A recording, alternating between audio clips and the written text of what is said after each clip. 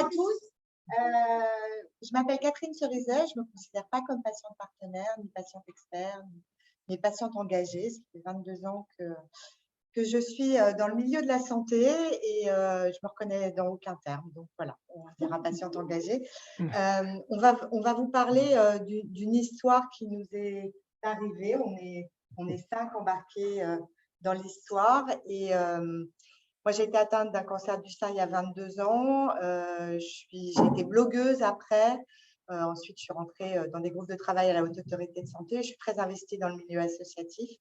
Et aujourd'hui, enfin en 2012, j'ai créé une agence de conseil en santé parce qu'on ne peut pas vivre d'amour et d'eau fraîche. Donc, j'aide les gens à construire, à co-construire avec les patients des outils adaptés aux besoins et aux usages. Et en 2016, je suis rentrée dans un programme de patients enseignants à la fac de Sorbonne Paris-Nord. Donc, j'enseigne auprès de médecins généralistes, d'internes en médecine générale depuis 2016. Et depuis 2021, je fais partie de la grande aventure Entends-moi dont on va vous parler, qui est une start-up. Mais on va parler un peu de recherche aussi. Bonjour à tous et à toutes. Merci Catherine pour ce début d'introduction. Je suis donc Guillaume Rousson, je suis kinésithérapeute, en tout cas de formation. J'ai exercé pendant quelques années en clinique, principalement en médecine de ville. Et puis j'ai très vite continué mon parcours universitaire avec un master en enjeux sociaux et politiques de santé, donc mêlant souvent, je dis à peu près à un quart de sociologie, un quart de sciences politiques, un quart de santé publique et un quart de méthodologie de recherche qualitative notamment. Et dans ce contexte-là, je me suis surtout intéressé aux politiques de qualité des soins et à leurs évolutions, notamment aux nouveaux indicateurs de qualité des soins perçus par les patients et puis aux partenariats patients. En particulier, on a fait un premier entretien il y a très longtemps avec Alexandre Berkès, que vous devez connaître pour la plupart, et qui m'a un petit peu initié à cette thématique. Et petit à petit, j'ai essayé de travailler justement sur comment on pouvait impliquer les patients, en tout cas travailler avec l'implication des patients dans le domaine de la qualité des soins. Et dans ce contexte-là, j'ai mené un petit peu en parallèle un projet de recherche et un projet entrepreneurial.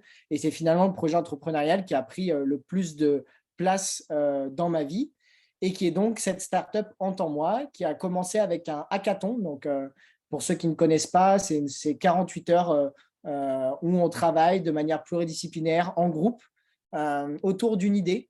Et justement, Delphine Blanchard, une autre patiente experte, et moi avions eu une idée de travailler sur les besoins des patients, comment on pouvait recueillir de manière qualitative les besoins des patients pour plus facilement déjà leur permettre de l'identifier et plus facilement les transmettre aux professionnels. Et c'est sur cette idée à deux qu'on a commencé à avancer avec petit à petit, dans le cadre du hackathon, un groupe de 11 personnes avec 4 patientes, 3 professionnels, 2 designers et puis notamment des ingénieurs. Et on a gagné le hackathon en santé l'année dernière, donc début de l'année dernière. On a gagné sur la thématique de l'expérience patient en oncologie. Et on a commencé à structurer une idée qui donc est partie effectivement de cette nécessité de partager les besoins et qui est au contact d'établissements de santé. C'est un petit peu réorienté pour déjà commencer à travailler sur l'expérience des patients et comment on pouvait recueillir, analyser l'expérience des patients et particulièrement la vraie expérience, c'est-à-dire celle que les patients partagent librement, spontanément et qu'ils partagent à l'écrit dans le cadre de ce que nous, on analyse. Et donc, on a commencé à co-construire avec 9 établissements de santé en France, dont les 2 plus gros CHU de France, puisqu'on a eu la chance de travailler avec les Hospices Civils de Lyon et la PHP. On a commencé à co-construire donc un outil dont Catherine va pouvoir vous parler, notamment comment on a réussi à le co-construire avec eux, mais avant tout en partenariat patient professionnel de santé. Avant toute chose, peut-être, la création de cette entreprise, c'est une entreprise, une start-up, a été faite en partenariat aussi, c'est-à-dire qu'on est partenaires, on est associés tous ensemble. Alors, on était 5 au départ, parce qu'il y avait Delphine Blanchard qui était à l'origine et qui malheureusement nous a quittés au mois de juin. Mais on est vraiment en partenariat, on est associés, on prend les décisions ensemble. Il n'y a pas histoire de se dire on a une réunion, on décide entre professionnels ou on a une réunion, on décide entre patients. Non, c'est vraiment, on décide tous ensemble, on est vraiment associés dans le capital, dans la gouvernance, dans le temps de travail, etc., etc. Et donc, on a construit cet outil à partir de verbatim de patients. Il était important de partir de ce que disent les patients. Et on a entraîné un algorithme de traitement automatique du langage. Alors, c'est un peu compliqué, mais un algorithme de traitement automatique du langage, faut l'entraîner. Il y a besoin d'un humain dans l'intelligence artificielle. C'est l'intelligence humaine qui prime. Et donc, avec un regard croisé patient-professionnel, on a lu 50 000 verbatim. Je vous laisse imaginer.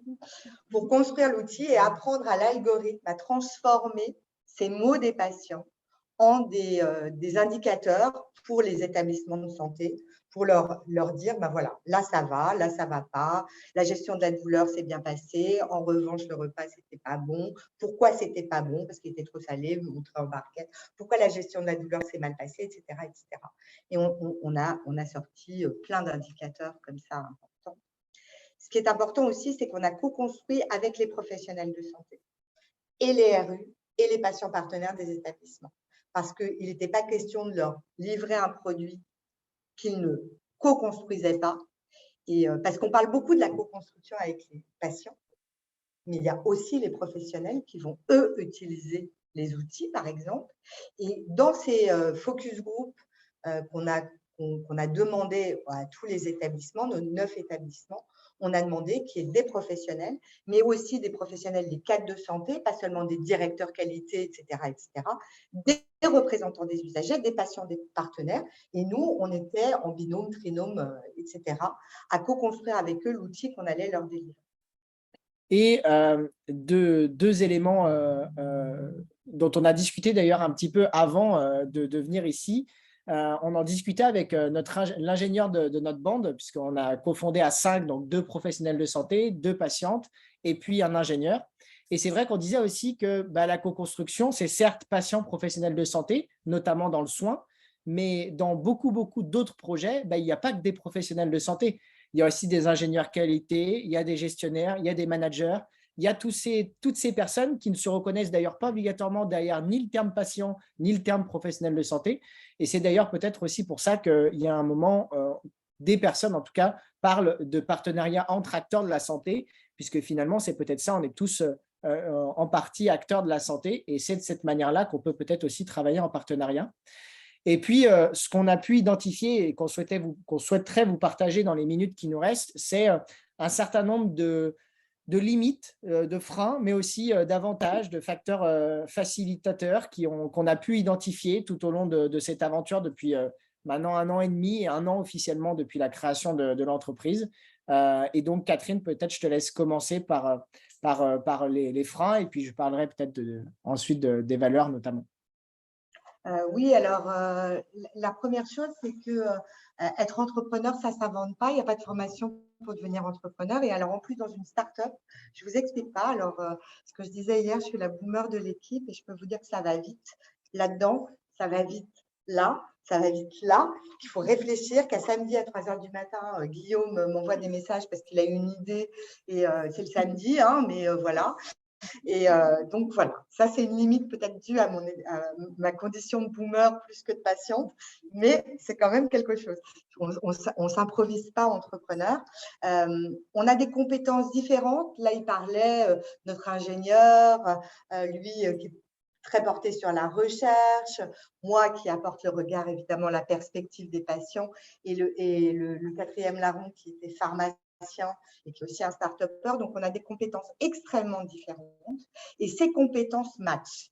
Et je pense que dans le partenariat, ce qui est important, c'est que les compétences, on aille chercher des compétences que les autres n'ont pas. Et c'est ça qui fonctionne dans notre start-up. On apprend beaucoup les uns des autres. Et ça, c'est vraiment important. L'autre important, c'est que je vous parlais du temps start-up et que Delphine était quelqu'un qui était assez fragile. Et donc, ça n'a pas gêné l'entreprise parce qu'elle avait des moments, elle était en dialyse 3 fois par semaine, elle était très fatiguée. C'est elle que ça gênait. C'est elle qui se sentait dévalorisée par rapport, elle avait peur du regard des autres, en fait, du regard des autres associés. Et moi, j'ai passé mon temps à lui dire, mais non, ils disent rien quand tu n'es pas là en réunion, au contraire, on fait des comptes rendus, etc., etc. Mais c'est un élément important. Quand on travaille avec des patients, on travaille avec des patients qui peuvent avoir des fragilités et que le temps de l'entreprise n'est pas le temps patient. Et puis aussi, je pense, une chose importante que je n'ai pas dite hier, mais il faut garder un pied dans le terrain. Nous, on l'a gardé en lisant les verbatims. Moi, je suis patiente, mais ça fait 22 ans que j'ai été patiente. Ce qui se passe aujourd'hui dans les hôpitaux, etc., je ne le sais pas. Ce qui se passe pour quelqu'un qui est diabétique, je ne le sais pas. Donc, on est vraiment parti de la parole des patients et je pense que garder un pied dans le terrain, c'est aussi quelque chose d'important et pas prendre trop de hauteur. C'est vachement important. Mais on a des avantages et des valeurs. Et donc, Guillaume peut nous parler. Oui, un certain nombre d'avantages, notamment sur la légitimité. Oui, ok, très bien. Sur la légitimité aussi que cela apporte, on dit souvent, et c'est d'ailleurs le cas pour n'importe quel autre projet en santé, que c'est absolument indispensable d'avoir des professionnels de santé ou de la santé qui puissent être présents, mais c'est aussi tout aussi important d'avoir cette complémentarité avec cette perspective patient. Et donc, c'est aussi une légitimité forte dans un projet d'avoir des patients et des professionnels de santé. Et puis, peut-être le dernier point pour terminer, pour faire le lien avec la présentation précédente, c'est vraiment sur effectivement ce leadership partagé. Je pense que c'est une manière aussi de le dire qui convient très bien à ce qu'on vit. C'est vraiment que ce projet, encore une fois, que ce soit au niveau du capital, qui est quand même une part importante aussi de l'entreprise, mais avant tout dans nos décisions stratégiques et même de manière opérationnelle dans notre vie d'entreprise au jour le jour, il y a un leadership qui est vraiment partagé. On est tous les 4 dirigeants de l'entreprise et tous les 4, on avance ensemble à parts égales avec la même parole, la même manière de voir. Et pour l'instant, comme dans le projet précédent, on n'a pas eu de collision. Et donc, on espère bien que ça va continuer comme ça. Il y a beaucoup de discussions, de négociations. Il y a beaucoup de décisions partagées. Voilà. Merci beaucoup. Et ça suscite chez vous des questions. Oui, allez-y, je vous en prie. Vous demandez. Par contre, si vous pouvez prendre le micro, parce que Guillaume n'entend pas, il disait qu'il n'entendait pas. Ah. Oui, je vais être obligée d'éteindre là et à chaque fois de remettre. Bonjour. Oui, mais j'entends assez bien quand même. Je suis experte et je fais de la recherche en sciences sociales et éthique de la santé. J'avais une question sur la forme de votre structure. Puisque vous êtes tous associés à part égale et co-décideurs, vous auriez pu choisir un statut de SCOP, par exemple, de coopérative. Est-ce que dans l'idée de monter une start-up, outre, on va passer le phénomène de mode, hein, d'accord, il y a l'idée de dégager un profit à un moment donné? C'est hyper intéressant parce que c'est effectivement donc, le modèle de société coopérative hein, de SCOP ou de SIC qu'on avait regardé initialement, dans l'objectif notamment d'avoir une forme de coopérative où un maximum de patients pourraient être aussi partie prenante, au moins au niveau du capital et donc au niveau des décisions dans l'entreprise. Et pourquoi on n'a pas pris ce format-là et pourquoi on a une SaaS de manière très classique? C'est pour une raison principale, c'est que malheureusement, notre objectif de développement était d'avoir une solution qui puisse aussi très rapidement se déployer dans toute la France et voire même ailleurs, puisqu'on croit fortement dans ce qu'on fait. Et malheureusement, pour pouvoir se développer à ce point-là, en tout cas aussi rapidement qu'on souhaitait le faire, il y a une nécessité d'avoir des investissements externes, de pouvoir ouvrir son capital assez facilement. Et malheureusement, à l'heure actuelle, le format SCOP est tellement peu connu et reconnu de par les investisseurs dans notre domaine qu'un format SCOP nous aurait empêché, entre guillemets, d'avoir les investissements qu'on souhaitait avoir. Mais c'est complètement encore des choses auxquelles on réfléchit, d'avoir voilà, des formats un peu plus alternatifs. Et pour répondre à la deuxième partie de la question, oui, complètement. On ne l'a jamais caché dès le début d'ailleurs, hein, et c'est aussi ce qu'on a mis en avant auprès des établissements, c'est qu'on avait certes un projet avec l'ambition d'avoir un vrai impact sur le système de santé, sur l'amélioration notamment de l'expérience des patients, mais aussi d'avoir un impact qui nous permette de vivre et qui nous permette d'en faire notre travail. Et donc, pour en faire notre travail, il fallait pouvoir dégager effectivement une plus-value. Alors, malheureusement, à l'heure actuelle, pour être complètement transparent, on ne dégage pas de plus-value au point de pouvoir tous se payer correctement. Mais petit à petit, l'objectif, c'est effectivement de pouvoir aussi travailler à plusieurs et grossir, et donc d'avoir un produit qui rapporte, en tout cas qui génère un bénéfice. Il faut quand même dire qu'on a vraiment, mais tous, l'objectif de faire changer le système de santé, d'améliorer la qualité des soins. Après, c'est vrai que c'est une entreprise, mais que voilà, c'est une entreprise. Il y a des entreprises, il n'y a qu'en France, hein, je regarde mes amis canadiens, où vraiment c'est compliqué de le faire sous forme d'entreprise. Non, mais entreprise ou start-up, ce ne sont pas des gros mots. Oui, c'est ça. Juste que, tel que vous l'avez exposé, ça ressemblait plus à une SCOP Ouais. qu'à une start-up. Mais vous avez expliqué. Les appels à financement, les financements extérieurs. Voilà. Est-ce qu'il y a d'autres questions? Sinon, Est-ce que Julie, vous voulez bien parler de moi? Oui, Guillaume a Ouais, c'est le entendu, petit bonhomme qui fait. Julie, je l'entendais assez bien tout à l'heure. Oui. Est-ce que vous vous êtes inspiré ou connaissez d'autres modèles d'entreprise en partenariat ou en partenariat avec les patients? Je trouve que ce système, déjà on parle du partenariat dans des établissements publics, associatifs, où déjà il y a des gros freins pour mettre en place, etc. En plus, de votre structure où il y a quand même des notions d'argent, etc. Donc ça peut aussi prêter à la collision. Est-ce que vous connaissez d'autres modèles dont vous êtes inspiré? Alors moi, personnellement, je n'en connais pas, mais Guillaume, je vois qu'il acquiesce.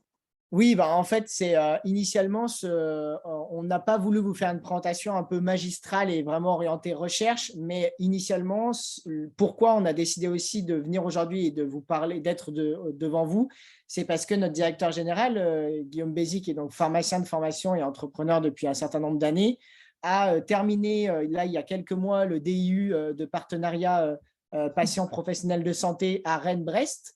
Et dans ce cadre-là, il a justement travaillé sur comment pouvoir travailler justement en partenariat dans le cadre de l'entrepreneuriat en numérique en santé plus particulièrement. Et il a fait un certain nombre d'entretiens et un peu une revue un peu exploratoire sur est-ce qu'il y avait d'autres entreprises de ce type-là. Et oui, alors très peu, mais on en a trouvé, et notamment ici Antoine Bertrand qui est directeur général de l'entreprise Phil, autour de l'insuffisance respiratoire, si je ne dis pas de bêtises, et autour notamment des indicateurs de qualité, de résultats perçus par les patients, qui est un exemple typiquement de personnes concernées qui dirigent une entreprise avec une start-up, avec un objectif aussi de construire un produit, etc. Et donc, il y en a quelques-uns. Il y a des entreprises plutôt sous la forme de cabinets de conseil aussi, où il y a des personnes concernées, comme Mapato, par exemple, Oui, il n'y a pas de professionnel de santé dans Mapato. Et par contre, il n'y a pas de professionnel de santé. Et là, c'est vrai que contrairement à Phil, où il y a les patients et les professionnels, d'autres startups n'ont pas le modèle de partenariat entier, mais il y a des personnes concernées, effectivement. Donc voilà, mais ça reste effectivement très peu fréquent. Et c'est pour ça qu'on voulait aussi vous partager les freins, mais aussi les avantages. Et que parmi les freins, en particulier, le fait du temps, de la rapidité, de la connaissance, de l'expertise, en tout cas a priori, puisque moi-même, étant kinésithérapeute, je n'avais pas une expertise dans l'entrepreneuriat, mais c'est vrai que ça se sentait tout de suite plus facile que notamment un professionnel de santé qui travaille en libéral, qui a donc déjà créé son entreprise finalement, puisse travailler de cette manière-là. Et c'était aussi la chance de pouvoir rencontrer et travailler avec Catherine, qui, elle, avait déjà fondé son entreprise et donc qui avait déjà aussi cet esprit d'entrepreneur d'une certaine manière, en tout cas à sa manière. Donc voilà, mais non, pas énormément d'autres projets malheureusement qui ont ce format-là. Oui, et je tiens à dire que je ne comprends absolument rien aux recherches de fonds, etc., mais ce n'est pas mon truc. Hein. Moi, je ne participe pas à ça, j'acquiesce. Mais on s'apprend beaucoup de choses. Et c'est ça qui est super important. C'est que, par exemple, le DG qui, lui, va chercher des fonds, etc., il ne va pas dire « j'ai cherché des fonds, j'ai trouvé ». Il va m'expliquer et prendre le temps de m'expliquer. Et moi, de la même manière, quand je lis des verbatims et qu'on n'est pas d'accord sur la labellisation, etc., j'explique pourquoi je le mettrais plutôt là que là, etc. etc. Voilà. Et puis pour autant, Catherine pourrait quand même vous faire un cours, j'en suis certain, de finance avec les BSA, les BA et tout le reste. Maintenant, elle connaît. Je me sens pas à l'aise. Oui, Vincent, donc une association de patients à Rennes. Moi, j'avoue que j'ai un sentiment de honte qui m'envahit parce que je n'ai pas compris ce que vous allez produire comme service. Alors, non, mais je vais vous expliquer très concrètement, parce qu'on avait que 10 minutes et Nolwenn et Amélie, elles sont là avec le… Et on s'est dit qu'il valait mieux passer le partenariat que la solution. Donc, en fait, on a commencé avec les verbatim ISATIS, que vous connaissez probablement. ISATIS, c'est un questionnaire national qui est donné, qui est envoyé aux patients qui sont hospitalisés plus de 48 heures. Et dans ce questionnaire, il y a 50 questions fermées et 2 questions ouvertes.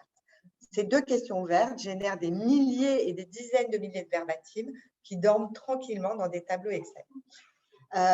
Donc, il se trouve que le traitement automatique du langage aujourd'hui est assez mûr pour pouvoir analyser des verbatim. Donc, on a entraîné un algorithme pour lire ces verbatim, les classer dans ce qu'on a appelé des labels et des leviers d'action. Et on présente aux établissements de santé, comme on aurait pu le faire sur un questionnaire quantitatif, un questionnaire qualitatif, mais qui est enfin des tableaux de bord, si vous voulez, qui représentent ce qu'ont dit les patients, mais en le quantifiant. C'est-à-dire, vous allez avoir tant de verbatim qui ont parlé de la douleur, de la gestion de la douleur, et ça vous a donné, ils ont donné un sentiment. On a 4 sentiments de très positif, positif, négatif, très négatif, et ce qui va permettre aux établissements de se dire « Ah là, j'ai un problème là-dessus.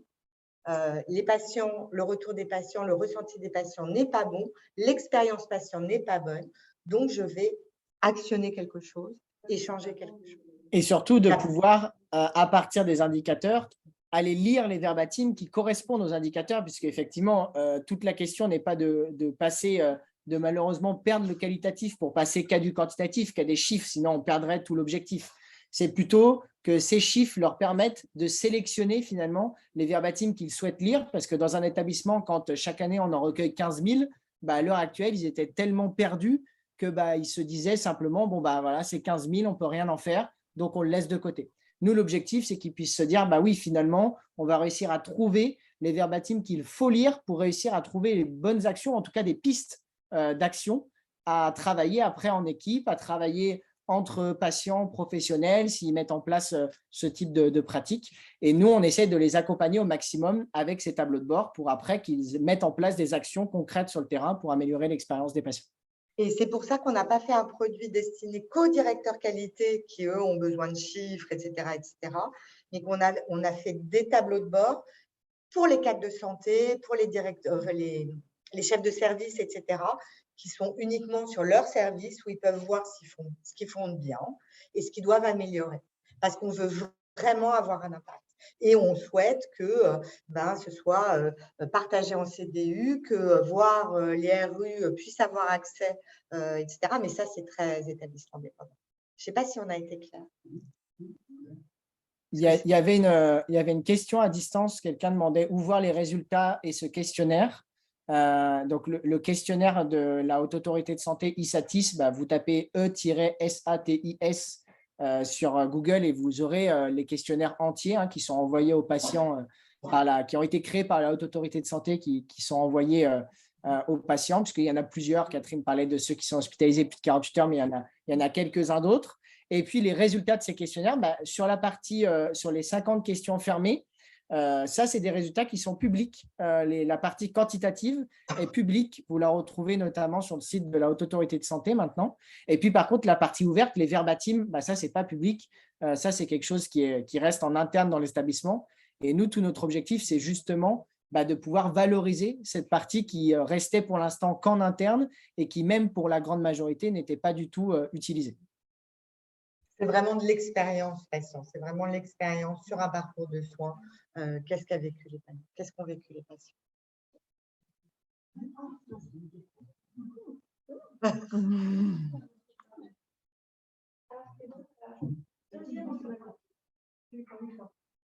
fonctionne pas. Donc, si je comprends bien, vous me dites que ce questionnaire, il existe, il est envoyé, Les 50 questions sont analysées, fermées. Mais les 2 questions ouvertes, les verbatim dorment.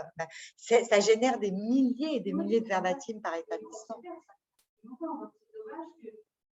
Ben voilà.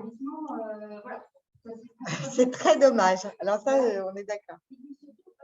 Donc j'imagine que c'est trop tôt, hein, avec la question, c'est trop tôt, mais est-ce que vous l'avez envisagé? Est-ce que vous envisagez d'évaluer l'impact que va avoir ce que vous proposez?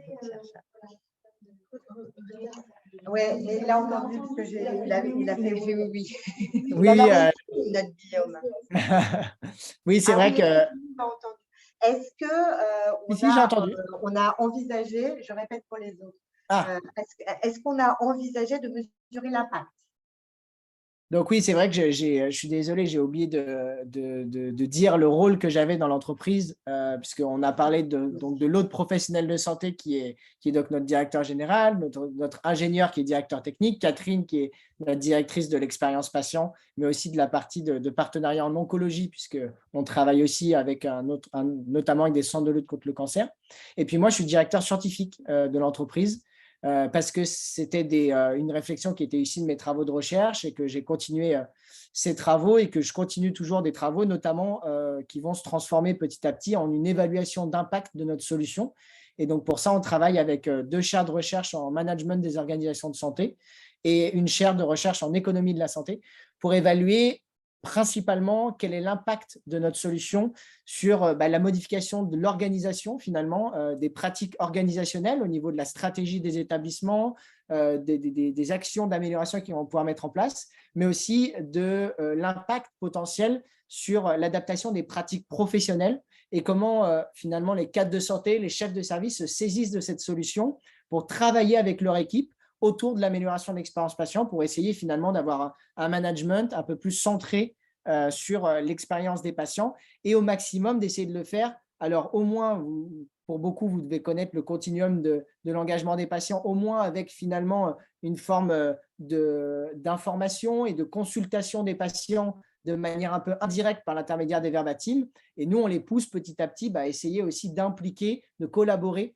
avec des patients directement en leur montrant aussi finalement, entre guillemets, notre bonne pratique de comment nous, on le fait en interne, de leur montrer que quand on fait des ateliers, nous, de l'entreprise, on les fait en partenariat pour petit à petit aussi peut-être une petite pierre supplémentaire pour les convaincre de travailler aussi de cette manière-là pour améliorer leur pratique. Et je terminerai sur, il y a une autre question, mais je terminerai sur une chose, c'est qu'il y a une chose qui me paraît aussi extrêmement importante, c'est qu'au départ, les établissements, sauf ceux qui se sont embarqués, nous disent oui, mais les cadres de santé, etc., les plaintes et tout, ils en ont marre, etc. Mais il y a énormément de choses de bien qui remontent des verbatim. Et donc, du coup, et les soignants sont en souffrance de Covid, etc., on le sait. Et donc, c'est aussi un élément moteur de management, c'est aussi un élément moteur de réputation, mais aussi pour attirer d'autres soignants. On sait qu'ils ont du mal. Hein, et puis, on a l'ambition, évidemment, d'aller plus loin que les établissements de santé qui ont ISATIS, dans les trous dans la raquette, hein, les EHPAD, la psychiatrie qui n'a pas ISATIS, il y a plein de choses comme ça. Donc, on travaille et on fait des recherches aussi sur des choses hors scope ISATIS, évidemment. La dernière question. J'ai pensé que c'est avec ces business, mais le modèle m'intéresse. Non. Nous aussi. Donc, si j'ai bien compris, vos clients, vos actuels clients, vos futurs clients, pour cet outil que vous avez développé, qui va traiter les verbatim. Ça s'appelle verbatim. De ISATIS, hein, c'est ça le produit, si je le synthétise à l'extrême. Ouais. En gros, ce sont les établissements de santé, c'est votre cible de clientèle. Pour l'instant, oui, mais on a un programme, on a l'ambition d'aller ailleurs et on a un programme de recherche et développement qui est extrêmement important aussi.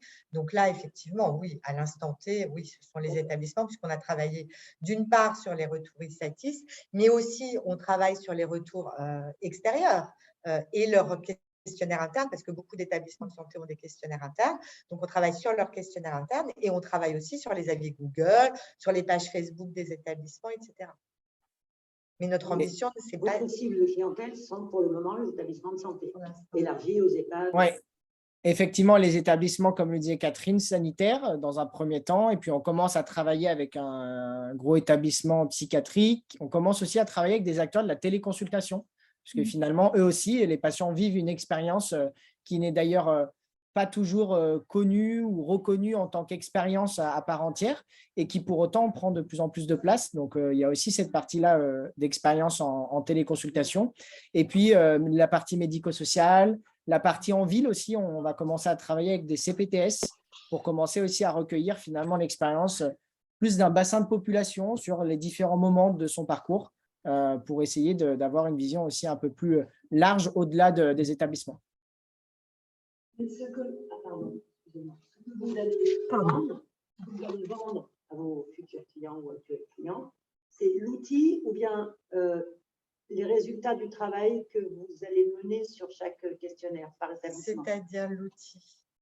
C'est-à-dire c'est un logiciel SaaS, c'est-à-dire qu'ils se connectent, ils téléchargent leur verbatim, qui vont être transformés en tableau de bord et ils vont pouvoir, ce que disait Guillaume, lire les verbatims, etc.